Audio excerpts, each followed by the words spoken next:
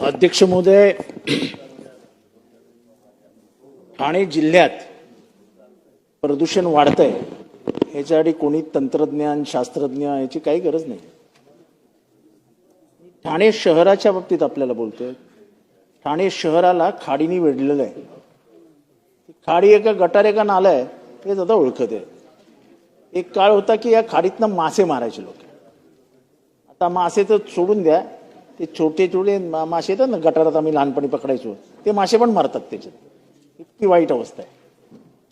मला एक स्पेसिफिक प्रश्न आहे.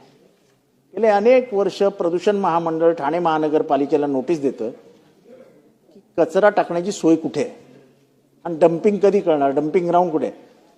45 वर्ष झाली महानगरपालिका स्थापन होऊन ठाणे महानगरपालिकेला स्वतःचं डम्पिंग ग्राउंड नाही. दररोज कचऱ्याचा डोंगर उभा राहतो. तो डोंगरातला कचरा घ्यायचा, कोणाच्या तरी शेतात टाकायचा, कुठेतरी खाडी किनारीला न्यायचा, तिथे तो टाकायचा. तो सुकला की त्याला आग लावायची.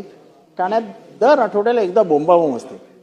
मला एक गोष्ट सांगावं, प्रदूषण महामंडळाने एवढं सांगून सुद्धा तुमच्या कारवरती कारवाई करू असं सांगून देखील ठाणे महानगरपालिका काही करणारच नसेल तर आपल्या याच्यावर उत्तर काय?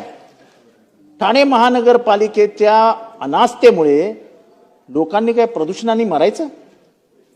छातीचे रोग होत आहेत, लंग्सचे रोग होत आहेत, श्वासोश्वासाला त्रास होतोय, सगळं होतंय. सकाळचा धूर सगळ्यांच्या घरात जातोय, रात्री घरात जाते. प्रश्न घ्या, आपल्या पुढे जायचं. 27 झालं.